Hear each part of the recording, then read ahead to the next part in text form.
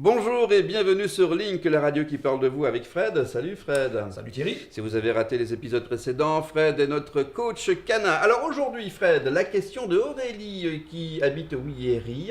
Alors Aurélie, elle a un petit chien. Elle a un petit chien depuis 3 mois.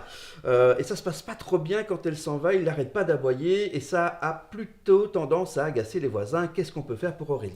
Bon, eh bien, il faut d'abord savoir que plusieurs éléments peuvent déclencher ce genre de réaction. Évidemment, il est important de savoir quel élément a déclenché le problème.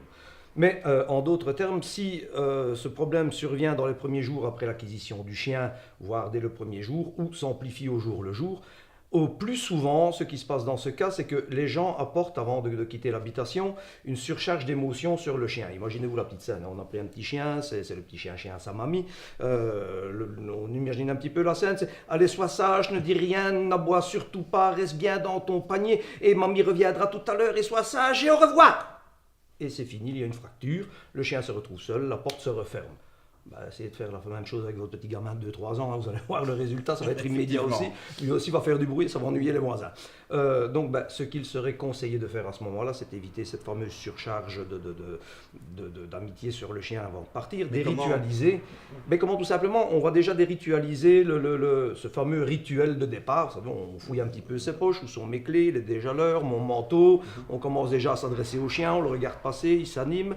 Donc on va déritualiser, on va par exemple préparer ses clés dans sa poche à 14h si on sait qu'on sort à 15h et non pas à la dernière minute. Pourquoi pas laisser le manteau, non pas au porte-manteau, mais éventuellement d'avance dans la voiture. Enfin, faire en sorte qu'au moment où on quitte l'habitation, on ait juste l'impression d'aller à la boîte aux lettres et revenir. C'est tout.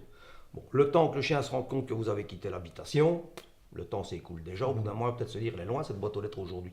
Mais on a déjà gagné ça comme temps. Les jours venant, il est fort possible que ça puisse s'amenuiser. Mais évitez surtout les surcharges d'émotions avant le départ. On quitte l'habitation comme si on allait y revenir dans les minutes qui suivent. Tout simplement. Voilà Aurélie, c'est une piste à explorer et j'espère que c'est une bonne piste. Dans tous les cas, si vous souhaitez plus d'informations, vous pouvez joindre Fred.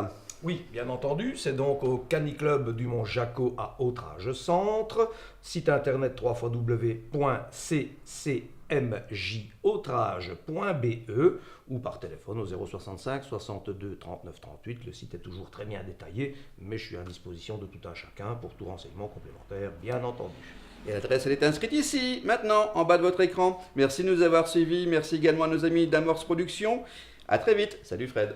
Salut Thierry.